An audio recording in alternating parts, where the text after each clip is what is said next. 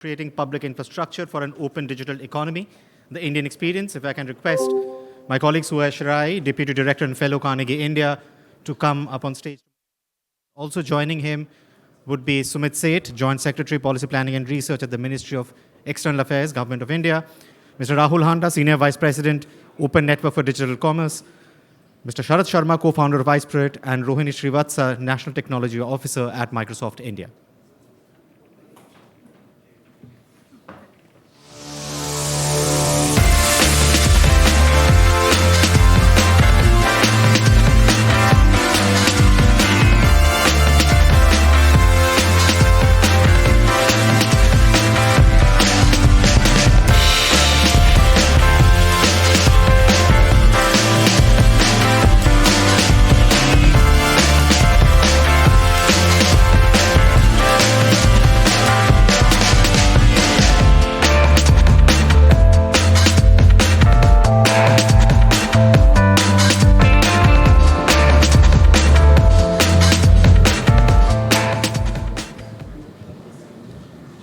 Good afternoon, ladies and gentlemen.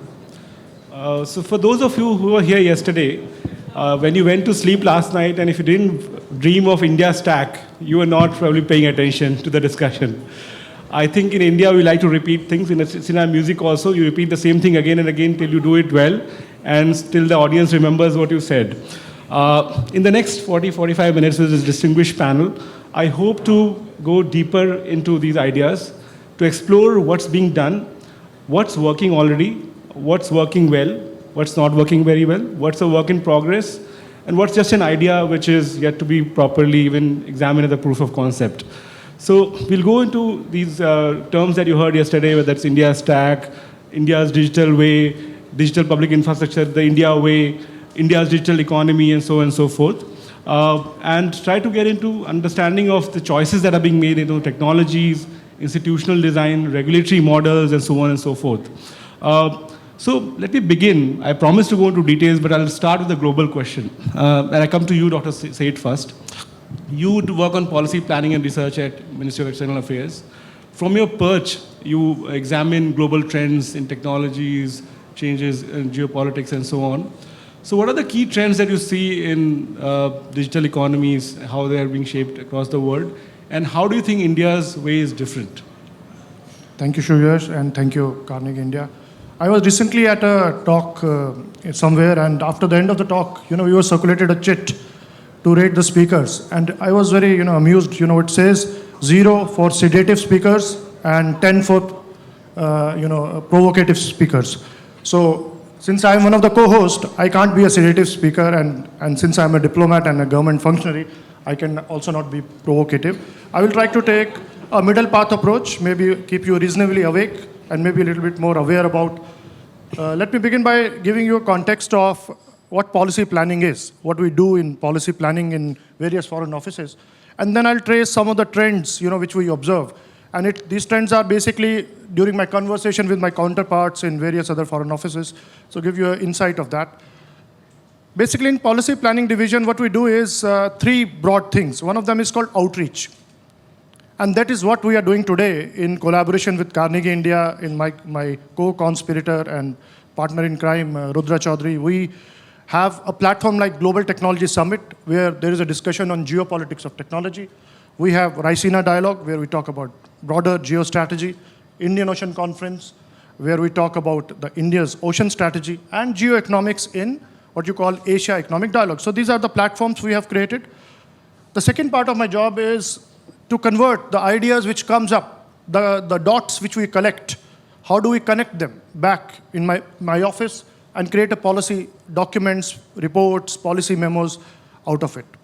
And the third part of my job, the policy planning, is actually to talk to my counterparts to get a sense of what are the trends. So let me come to the topic, the question which you have asked. What are the trends which you see, which policy planners see? There are essentially many trends, but I thought I'll focus on 5 of them. And first trend which we see over the last few years is the mainstreaming of digital technology in the geopolitical discourse. When I joined the Foreign Service long back in 2005, the first class in the geopolitics we were taught flags follow the ships, which means that the political relations between countries actually follows the commercial and economic relations between countries. Today's new metaphor is flags follow the chips. Chips signifies technology. Chip signifies data. Chip signifies digital. So there is a mainstreaming of it. There is also in our Ministry of External Affairs, we have created a new division called NEST, New and Emerging Strategic Technologies. We are giving increasing focus on cyber diplomacy. We have been hugely invested in a platform like Global Technology Summit. This time we are happening this in Delhi because it's just on the eve of G20 partnership. So there is an increasing mainstreaming of the concept of digital. The second trend which you observe is called openness. And we have my colleague who is going to talk about open network or digital commerce. Openness is the buzzword and India has the lead in this. And probably this would give us an opportunity during G20 to project this concept of openness, which is increasingly being in demand in all over the world, especially in the global south. The third trend which we see is called digital sovereignty. This is how do you define sovereignty in a digital world? As yesterday our Dr. Jaishankar, External Affairs Minister, said, the Westphalian model is not the only model. How do we define the boundaries of sovereignty in a digital world? That's the third trend. So that is there, and then there is increasing interdependence. The fourth trend is interdependence. Earlier, the interdependence was between companies, corporate worlds, platforms. Today, there is increasing interdependence between countries. So they have to talk to each other. They have to find out ways of interoperability, whether it is UPI getting interoperable with other payment systems and so on. So that is about interdependence. And the last one, quickly, the fifth one is the power shift. Today, there are big tech, some of the representatives of the big techs are here in their India offices and so on. You are also there on my co-panelists. They had economic power at some point, but today some of the platforms have political power. This migration of power dynamics is another important digital trend which we are observing all over the world. So to just recap, we have a platform called MOSIP, Modular Open Source Identity Platform. I have given you the new MOSIP. It is mainstreaming, openness, then we have sovereignty issues, digital sovereignty, interdependence or interoperability, and power shift. If you remember this MOSIP, you will get these 5 trends, and there are many more trends which are sub-trends, and I think my co-panelists would be able to talk about this in more details. I thank you once again. But I just want to push you a little bit on this because to stick to the topic, you were saying these are trends, these are global trends, right? What's different about what India is doing? What's India's digital way? What's different about what India is doing to the digital economy? That's the question. So if you want to further build and identify, perhaps following these trends itself, what is India's stance on these? What is India's game plan? Is it the question which one? What is India's tech game plan? Okay, since you are talking about game plans and games and so on, let me bring your attention to 2 types of, I think, toys or games which kids play at homes. There is a game called Jenga, where people stack one-off blocks, and then what happens is the game begins. Everybody starts pulling one block at a time until everything collapses. India is not playing Jenga. India is playing another game called Lego.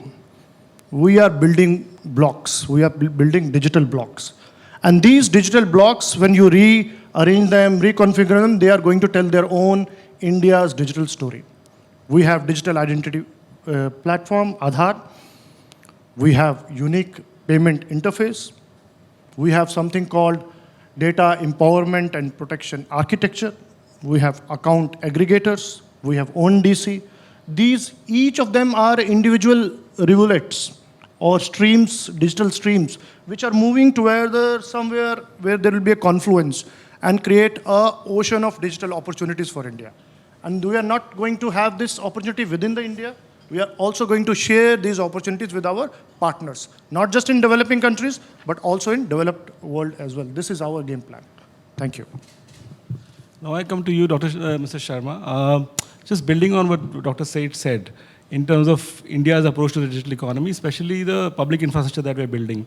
So yesterday we heard a lot about India stack, the identity layer, the payment layer, and the layers on top of it, data exchanges, DEPA framework, which enables it. So can you give us, as of now, which of these layers are actually fully functional and working? And what is the model for those? And which of these are actually just, as of now, works in progress, early days? Just give us a status of where we are on this. Okay. So, iSpirit will be 10 years old in 67 days, right? So if I go back to 10 years ago, Nandan and R.S. Sharma, both of them have been here on this stage. They had about 300 million people already on Aadhaar. That's gone on to become very successful. So the idea was that, Aadhaar will help us with the flow of people. Can we solve for flow of money and flow of information and build something on top of it, which I'll come to in a minute. So the flow of money has already happened, right? We know UPI, you know the numbers. Flow of information is also going well within the financial sector. Because all the FSDC is the collection of Indian regulators, they came together and issued something called the account aggregator based on a platform called DEPA. We didn't have to wait for the law because effectively the financial regulators laid down the law for their regulated entities. And that was launched in September 2nd of last year. And since then, it's crossed millions of consent. It is growing at a very, very small rate of 60% month on month. 1.1 billion bank accounts are connected to it. So we can certainly see that has become a reality in the financial space. And there's a wonderful new bill that has come. It's not perfect. There are some, things have to be improved. But by and large, when it comes to in-country data flows, it's very, very helpful.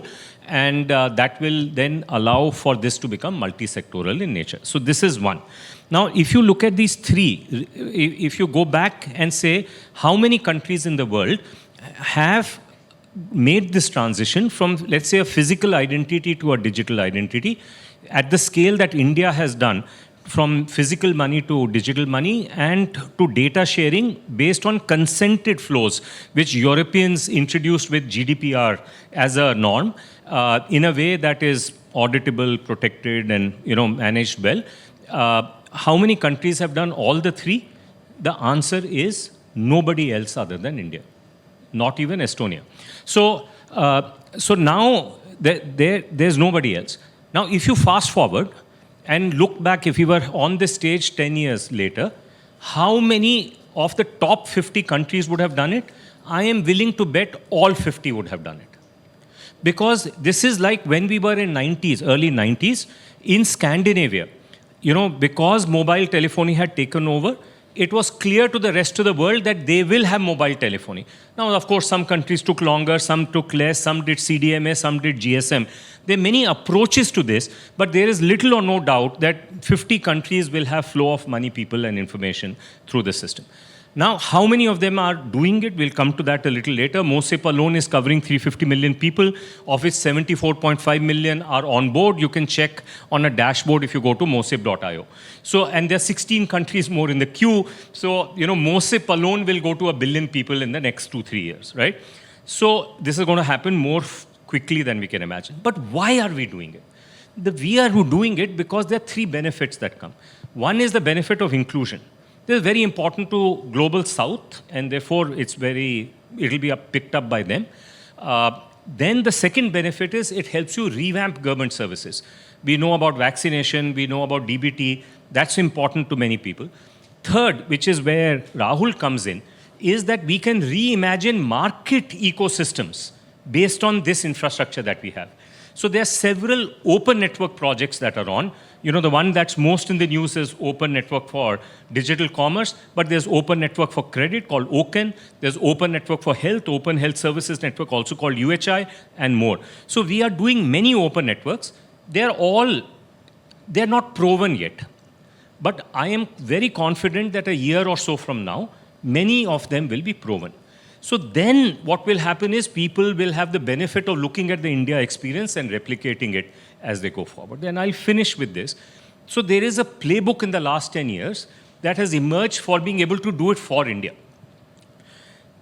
The principles of the playbook are applicable to other countries, but the playbook to do it not for India but for the world is actually very different. And we will come back and talk about this because it needs different things, and we should talk about it in a later go around. Just to follow up on this, so as you said, the identity, the Aadhaar piece is almost done. It's almost universal now. UPI is now not universal, but there are 250, 260 million users already. And pretty much anybody with a smartphone can use it. It's very convenient. And then we are building on top of those.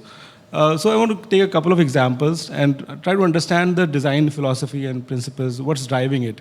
So account aggregator, right? The idea is to have open financial information exchange. And basically you've said that you have control over your own data, and you can basically ask any financial institution or even other kind of tax-related information to be put on the aggregator, and then it can share with any third party. Now, when I look at open banking initiatives elsewhere, they are driven by competition concerns. So some countries did open banking, but applied only in large banks and said, okay, smaller banks will not get into. But it's not just a question of consumer owning the data. The banks also have a commercial interest. They've created this information over a long period of time. What is the philosophy driving this? Because when we did last year, they said every public sector bank has to share, even the small ones have to share information on the account aggregator by mandate. Similarly, on UPI, we mandated zero charge, we mandated providing UPI in all merchant establishment above a certain rate.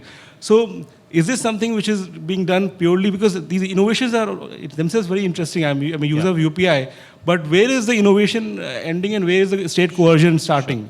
So, I have the luxury to balance Sumit out, because I can afford to be provocative. So, look, when UPI was coming out, in February, I remember the date, February 11, 2015, when the then governor of RBI, Raghuram Rajan, announced it. He said this will be a payment system that will be a public utility. At that time, Visa, MasterCard, WeChat Pay, Alipay were none of them were public utilities. They're not even public utilities today. But in India, a conscious decision had been taken that payments would be a public utility. Because therefore, what does a public utility operated by private parties mean? It means that you have capped profits. That's the difference between a public utility and a non-public utility. The benefit of having capped profits here is that utility is so important that it actually unleashes innovation in the economy, in other parts of the economy. And that is where private innovation can really capture profit pools and make value by solving other problems that are there. Now, this was a completely radical idea at that time. But it is no longer radical because it's been very successful.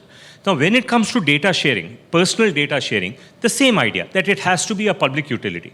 Now, why? Because it unlocks a lot of innovation on top of it as we go forward. So, finishing that thought, there are some central principles that are driving this experiment of India. Very eloquently was brought out is openness, the Lego nature of this, right? But there are some other principles. The other principle is that, look, we are saying that it will be techno-legal in nature. In other words, to shape the behavior of market participants, we will not simply use public policy, but we will also use public technology. So it is the combination of public technology and public policy that allow us to do that, which is what ONDC is doing. ONDC is using public technology and public policy to unleash innovation in the marketplace so that India's problems can be solved at scale. Rahul, am I describing your thing reasonably okay? So he's got to give me a treat after this. So you get the idea that I'm talking about. So similarly, there are a bunch of these principles.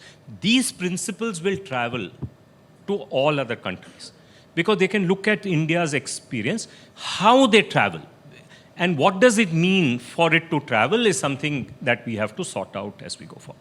Yeah, we'll come back to this question again in the next round because we do put tolls on roads as well, and roads also enable broader economic activity.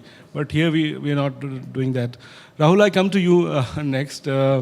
ONDC is a relatively new kid on this block, and it's a very promising one because digital identities are being done in other countries, and if not digital, other forms of identities are being done. Yesterday we had a closer roundtable on real-time payment systems. 70 countries are doing real-time payment systems at varying level of success.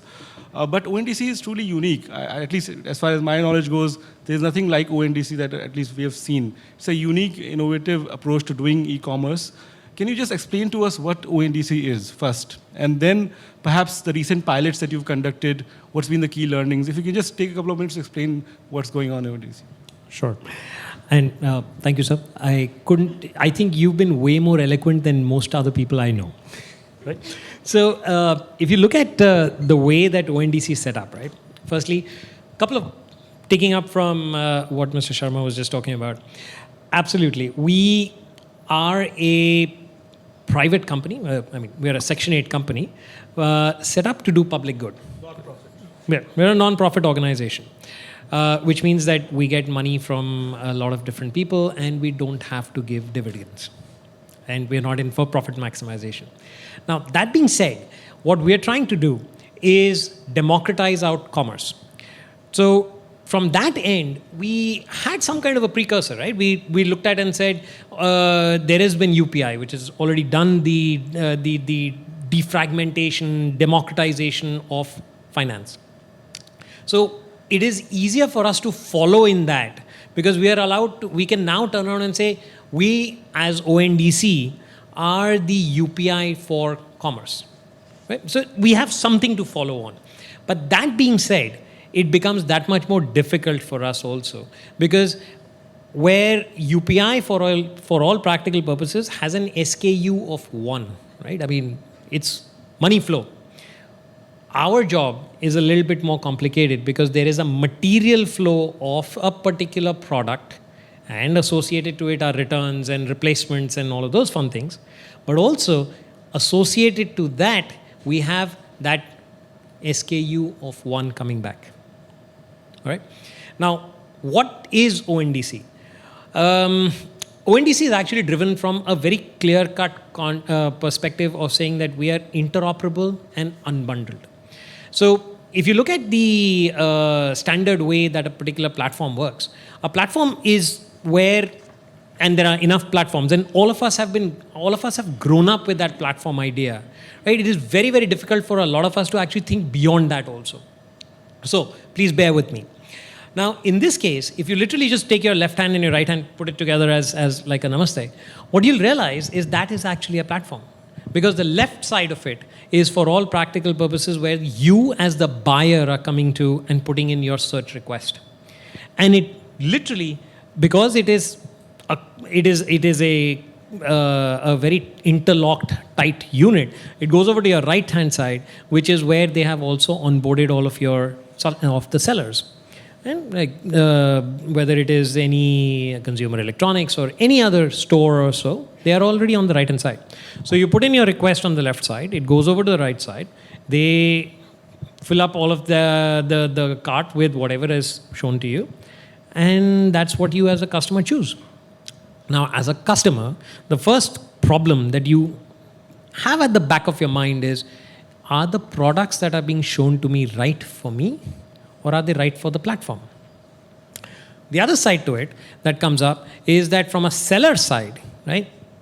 Now, for you to be discoverable and to you to try and maximize your sale, you need to be on various platforms, which also means that the overhead on you to manage all of your inventory and your catalogs is massive, right? One platform might decide to call red as fiery red and the other one might decide to call it deep red, and you have to maintain all of those different components to it. Similarly speaking, as a seller, you don't have the option of managing your margins because those are defined by the platform. Same condition is your terms and conditions. And also, major other component to it is disintermediation risk, right? I mean, if your product starts selling really well, you have no idea whether the platform will tomorrow just turn it around and white label it and start selling your product out also. Now, what we do at ONDC is, firstly, we are not here as any component to try and kill a platform or to limit a platform, okay? We are here as people who are going to try and expand the market. So, effectively, I'm sure this august group already knows that less than 6% or about 6% of total Indians are actually transacting online, not taking financial transactions into consideration. But if I look at the total number of people following through on e-commerce, it's about 6%. Our intent is to go down to 75% of India. Now, what that means is that a customer can come in from any side, whether it is which means that you're coming in from a buyer application, which can be like a Vodafone app, or it can be a banking app like a Kotak or an IDFC or a Paytm application. And when you send in that request, it goes to the ONDC cloud or to the ONDC gateway. And from there, it is sent out to various seller-side applications, right? No longer is that linked up, but it's unbundled out, and it's being sent to various seller-side. All of those results are now showcased to the customer.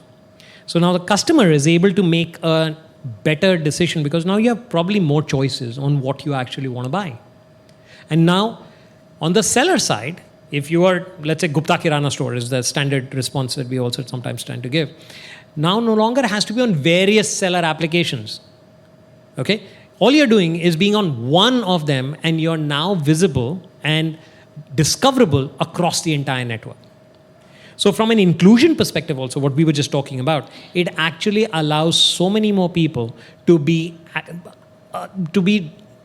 discoverable, and for so many more people to be able to transact online. Okay? That in a nutshell is what is ONDC. Now, where Mr. Sharma was also talking about, and so you also alluded to, is that what we are doing is something that has never been done before. So we don't have the option of going and reading something and saying, hey, it was done there. Maybe we can follow through on that. Right?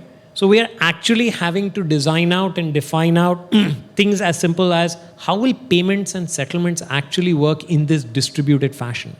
How will issues and grievances be managed? Okay? Those kind of things are also things we are working on. And we've got documents out in the public domain where people are already starting to work on that too. So there is a large amount of work that is being done. And I can actually carry on this a long, long time. Did I answer all your questions, or did I miss something? Yes, we can come back to the question on the pilots perhaps a little bit later, but I want to come to Dr. Srivastava. Dr. Srivastava, Microsoft signed on to ONDC a couple of months ago this year. What was the thought process behind signing up, becoming a member of the ONDC? And if you can take that example and kind of extrapolate in the broader kind of question about how does Microsoft as a company see these kind of open networks, and what are the opportunities, and in what way do you think they could perhaps threaten your own business models? So how do you see this kind of India's approach to digital economy and Microsoft's place in it? Yeah, so thank you so much. Look, just a step back in terms of ONDC itself. As an open system, as a network, open ecosystem, it's very, very innovative. We want to support it. And the broader thematic I would draw is that we are overall supportive and, in fact, consider open systems as a key fulcrum for our growth. Let me explain what I mean by that. As an organization, as a technology company that's been around for some time, we've been through ups and downs of our own and have learned along the way. 2014 is the year that we embraced open source, when Satya said, Microsoft loves Linux. Since 2014 to now, we are, if not the largest, one of the largest contributors to the open source community. And that's across the stack, whether it is the infra layer, data layer, application layer, whichever layer or presentation layer. The reason is that we believe that that is the way in which innovation happens at scale. And we have internally more than 5,000 engineers in the organization that are contributing to open source. And of course, with GitHub, that is a very open, the largest platform for open source. That is a very strong statement from Microsoft's side that for us, open networks and open systems are a fundamental way of doing business. Let me explain why that is the case. That goes back to our business model. If you look at our business model and our mission also, it says empowering every person and every organization on the planet, which means that we are there to help startups and organizations and governments and educational institutes innovate faster, with agility, with as least friction as possible. That goes back to, as a platform provider, that our role is to unbundle technological innovations and provide them on the platform in a way that people can leverage and build products quickly. So for example, think of the newest language model in AI. While that language model, that AI innovation might go into Microsoft's first-party products, it's on the platform as an API for a developer to use and leverage and create a language-based application, even if the person is not a data science or machine learning expert, is an IT developer, right? That's what platforms do. Platforms take innovations, divide them into building blocks, and make the building blocks available for others to leverage, to build quickly on. So therefore, it is fundamentally aligned to our business. And the last thing I would say is, as we look at open systems, and we'll talk more about it, the fundamental element of trust, it's kind of an unwritten tattoo on my forehead. Microsoft runs on trust. And it is not just a word trust. You've got to unbundle it. If you unpack it, there are several thematics that are very specifically inside it. Cybersecurity, privacy, compliance, transparency. Because our ability to go to our customers and say, your data belongs to you. Your data is not something that we monetize on. We keep it cyber secure, encrypted. All of those things are very, very serious in the way we show up in the market to be a trusted platform. So for us to be trusted, available for economy's growth, and India, the growth, the independent variable is the large small and medium businesses. If you want to be relevant to India, we are there to make sure that those open ecosystems thrive. So specifically, what is the role that you see in terms of helping ONDC develop and grow? Like, what are the specific roles that Microsoft is planning to play in this? So ONDC is new. We will evolve as we go. At the end of the day, we have a lot of cognitive services, etc., that people will build on. But if I go back to some of the other examples that Sharad was talking about regarding DEPA, and you've been hearing since yesterday about the NLTM and Bhashini, many of our research folks are very deeply engaged in solving issues behind some of these frameworks and really being part of the technical solutioning behind these. The whole language work that's happening that you've heard Bhashini, behind that the AI for Bharat work, many of our folks are deeply engaged. That's at the fundamental technology level, right? But for example, when you go to the let's say, the account aggregator world, and you look at the startups in the fintechs, we are working with many of them to help them understand what the account aggregators will mean for that ecosystem and how they need to look at the data to innovate. So our role, because of the breadth of things we operate, it's at the technical level, at the research level, at the banks level, who are looking at becoming financial information providers, but need to innovate. Some of them are moving forward because they are the early movers, not all banks are. But the financial information users are all the fintechs and startups. They are data first, they are AI first. So we are going out there telling them, look, this is the way the fintech revolution is going to happen. Innovate. So until recently, the richest person in the world was somebody who's in e-commerce primarily. And you've building a network of networks, if I can describe it this way, which is actually a non-profit. And you've still been able to attract a number of professionals who are engaged in building that. And so what is the motivation? So for example, why did you join ONDC in the first place? Why did others in your colleague? What is the motivation? What is the incentive that's driving you? What are you hoping to achieve in terms of, and because for there may be insight on how to replicate this also perhaps elsewhere. What is the model? Interesting question, right? A lot of us actually inside of ONDC have come from the private space. Right, so as we were talking to somebody else, and he said, "I've come in from the dark side." So we also come in from the dark side. But the idea basically was that we had the intention of seeing. Well, firstly, there is a vision that was there, and it drove us. The second thing was that you can do something, and if you're coming in. So, for example, I was an entrepreneur before this, and working on the health tech side to it. And the idea was, yeah, you make some money out there and you walk off into the sun. Right? But then, and Koshi's actually given us all a book also, which is, I've forgotten the name of it. But the foreword of that book literally started off with the idea saying that you can do something and walk off into the sun kind of thing, or you can actually develop something which will leave a legacy behind.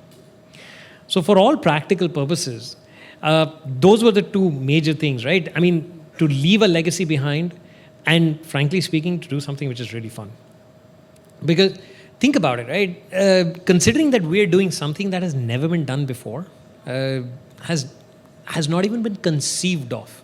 There is that thrill of trying to create the payment solutions and all. And also, very, very importantly, something that maybe you were a little shy on saying, but I'll say so, right? There have been working with different sets of organizations in the same room to work towards public good. I can actually tell you that we've been, so when we were working on defining out how payments and solutions and the settlements would work, we had about 15 banks in the same room trying to hash out how we should get down to having nodal accounts and how would the recon service provider work. Okay? From when we were trying to define out how issues and grievances would work, we had a bunch of ODR providers in the room. Technically, everybody's a competitor, but everybody was in that room. When we were working on trying to define out how the ONDC score would work, right, which is how well are you been working on, we actually had people from Microsoft, from Google, etc., in the room, hashing it out with us and saying, yes, this is a good idea. And nobody was actually working on the idea saying that what's in it for me. That was the best part of it. In the last 6-8 months have been exactly that. It's been, what can we do to build something that is better than there has ever been before? Yeah, that's a great answer, and very sincere also, because we've seen this story also play out, and how these professionals have joined Koshi, how he decided to leave the private sector, come in. I want to build on this. Just the point that you made, Rahul, right? Because the things that are happening in India are so unique. They are of such a different magnitude and such a different complexity that people are drawn to work on them. I mean, after all, techies are people who want to work on the next big challenging thing. So people want to work on them and contribute. Yeah, in fact, so much of our digital public infrastructure has been built by volunteers.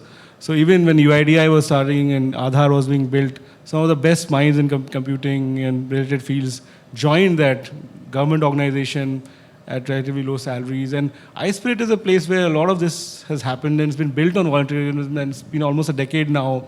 So, and these are sectors with high-powered incentives, like payments, e-commerce, where actually billions are to be made. And still for year after year, we've sustained these initiatives by just volunteer effort, through non-profits and all of that. So can you also build on this and see, I mean, if there's more to be added to this idea of doing this as a public good? See, I want to dampen this down a little bit. You know, first of all, see, I'm a technologist. I can tell you public technology is what drives the world today. You know, you mentioned Linux, right? Before that, face recognition is a public technology. Cryptography is public research. Only thing that has happened is in this world of public technology, India has also arrived. First of all, let's put this in perspective. So, and everything that we do, right from messaging, SMTP, TCP/IP, you know, the fact that we have a phone call on session initiation protocol, HTML, which is what we use for internet, these are all damn public technologies. In fact, all of them are built by volunteers. So all that has happened is India is now also a player in this. And why is it an important player? Because those people who are volunteers sitting in the US don't know India's problems. So therefore, if we have to solve India's problems in Bharat, we need Indian techies to understand those problems to build public technology for that. So first, let us be very clear, we are not doing anything path-breaking. The public technology has been built for the last 30, 40 years. We are now one more player in the game. Now the question is, our public technology works on the ground. ONDC hopefully will work on the ground. He's very confident it will. But confidence, if only intentions were the basis for this, India would be a superpower. So the question is not intentions. The question is, can you make it work on the ground? That has a lot of blood and tears that takes to make that happen on a repeatable basis. Now, I think we have learned how to do that. It is starting to happen. The question is that once you build public technology that works in India, can it be relevant to other parts of the world? And therefore, in our spirit of our view of the world is that we believe that the world is one family, right? And therefore, we feel obliged to give our Indian public goods as global public goods. So now, if we have to do that, we have to think differently about how we build public goods. Because when we build public goods, we inherently assume that we align with the value system of the country that we live in. We don't have to work hard to do that, because that is we've been living here to do that. But if you want this to work in Africa, we need to make sure it is aligned with the value system of Africa, right? So that becomes very important. So you have to make the values manifest. If you wanted to travel, you have to make standards manifest. If you wanted to go, you got to make trust manifest. You mentioned trust, right? India is actively and rightly so telling its startups, please don't build it on GPS, because if we happen to be on the wrong side of the US will weaponize GPS and our economy will shut down. So build this on Navic, which is the reason that an Indian public good that is government owned will not travel anywhere else. Our EVMs are wonderful and not a single other country uses it. So we got to build institutional structures that will create trust in foreign companies so that Indian government cannot shut it down and weaponize it. That's what MOSIP is about, right? It requires us to think very deeply then about how the funding will happen. How will we help them with policy making that is there, even though we are giving them public technology? So look, I know we are in a rara moment for this, and I am happiest person for that, because, this is the real work of iSpirit volunteers that is coming to the fore. But I want us to be realistic, because the only reason we will not travel is we will have hubris. We will forget to be humble. We will stop learning. And then we will over-promise, under-deliver, and disenchantment will come in. A self-goal looms in front of us if we don't remain humble and have hubris and avoid hubris. So that's really what I would say. The playbook for building for world is different than the playbook for building for India. And we have to invest time and effort to understand those differences. And we'll have to unlearn some things and learn new ones if this vision that we have been articulating over the last few days, which is not built just for India but built for the world, has to also become a reality 10 years from now. And that is what I leave it with. Yeah, I think that's a very important point, and I will just add one more risk to that, is that risk of getting nationalized, that if it works, government would say, it's mine and I want to now take over and give it, take it to the world. But I don't work for the government, so I can be provocative. Sumit gave me the permission to do that, right? See, in India, if you want public tech to have scale, the best way to invest trust in it is to make it government tech. The worst way to actually have scale outside India is to make it government tech. This is not just true for India, it's true for the US, right? Everything that I cited to you, SMTP, etc., if any one of them was government tech, it wouldn't have traveled all over the world. So India has this challenge before it to create fiercely Indian, non-governmental institutions that are respected in the world. We've never done it before. We have only done one so far, and that is MOSIP. Can we do 10 more in the next 10 years? I think we can. But that requires us to be humble. That requires us to be very grounded. Then only will it happen as we go forward. Yeah, I want to come to Dr. Seth with the same thread, take it forward. Yesterday, Ambassador Ashraf was here, and he said that he actually made a similar point in many ways, that there are different ways to take things to the world, and you need to find the way that the world will trust you. And one way is to do standard setting, which is collaborative and consultative and open, basically. And don't make it about you exporting something, but it's something which is of global interest. It becomes like a global forum of Center for Excellence or something like that. And then everybody contributes to it. It's not a thing about India only. India can take a lead in that, but it will not be the owner of it, so to speak. So do you think that something like that is possible if you want to, especially the ideas that are working already and there is some sense that we know the principles broadly, they will travel differently to different parts of the world, they're trying to solve different problems, the value systems are different perhaps, but what could be the way to, think about this? First of all, I must tell you that this is the advantage of platforms like Global Technology Summit, where you are able to listen to provocative, thought-provoking ideas. When I go back on my desk in my office, these are the things which have stimulated my neurons, helps me write those policy memos, which helps my senior leadership to take decisions on that.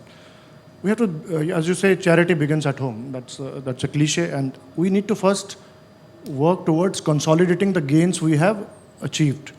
And it is the demonstration effect which will actually persuade. I think persuasion is more powerful than force, So it will persuade people to accept, because let's put ourselves in their shoes.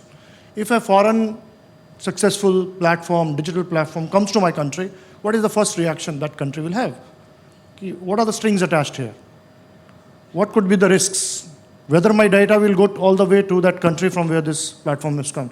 We have to assuage these concerns. That's why all our missions, embassies and posts abroad, one of the mandates for them is, so there are three big mandates, is trade, tourism and technology.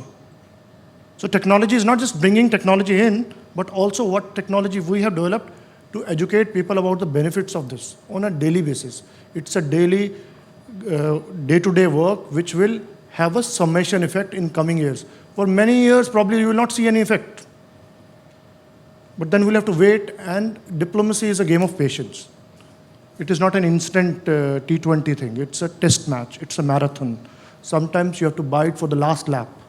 That is what we are. And as a diplomat, I am eternally optimistic that we will be able to showcase. We believe in this yoga model of giving technology to the world. We never nationalized yoga. We give it to the world. We make it International Day of Yoga. So today, if you ask anyone in the world the benefits of yoga, they know how it comes from India. They never put an IPR or a patent on yoga. Similarly, we are not putting a patent on IPR on the technologies which we are. We are first going to demonstrate to them the benefits. Our common people will be the ambassador of these technologies.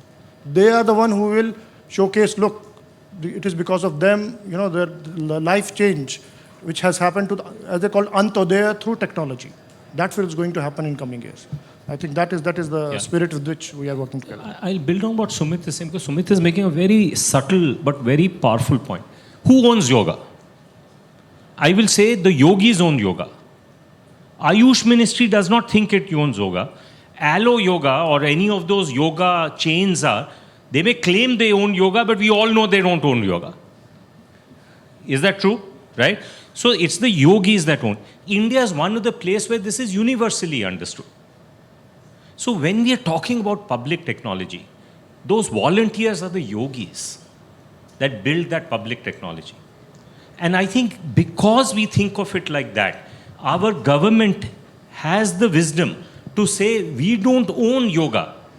Ayush Ministry does not claim we own yoga. Is that right, Sumit? Right? So therefore, this is something which is deeply culturally embraced. But when you take it to another country, you can't assume this thinking will percolate there as well. So therefore, we have to become aware of our own thinking and figure out a way to take it to other places. I don't worry about the volunteer part, because the same yogis that own the yoga and continue to make it special are the yogis that are building the public tech in India. They're not going to go away. There is a several millennial long tradition for us to build our cultural artifacts as public goods. You go to London Museum, you have this plaque. They can't say this is the best collection of Indian art. So what do they say instead? They say this is the largest collection of copyleft art. And that is true.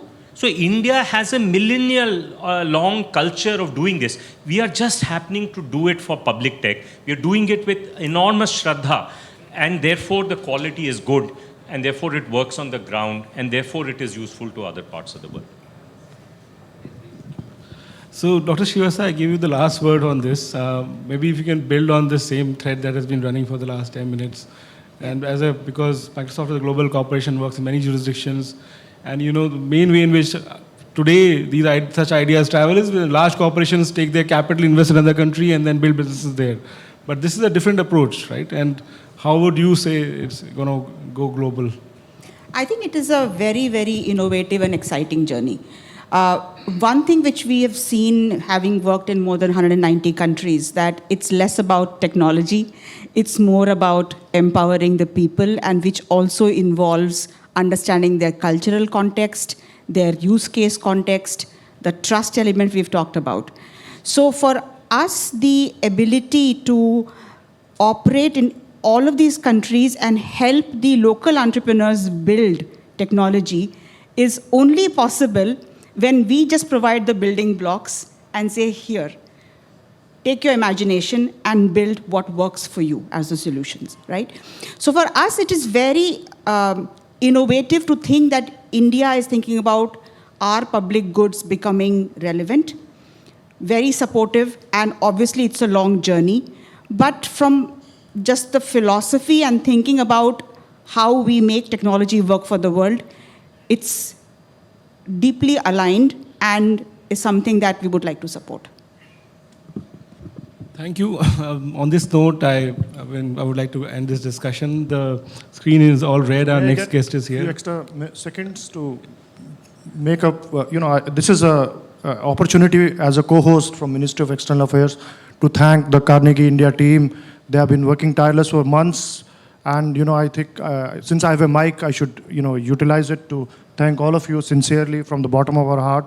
It is all the good things you are seeing is they are doing, and if there are some deficiencies, please look at me. I would like to work towards improving this platform better next year also. Thank you once again. Sorry for taking away the floor. Yeah.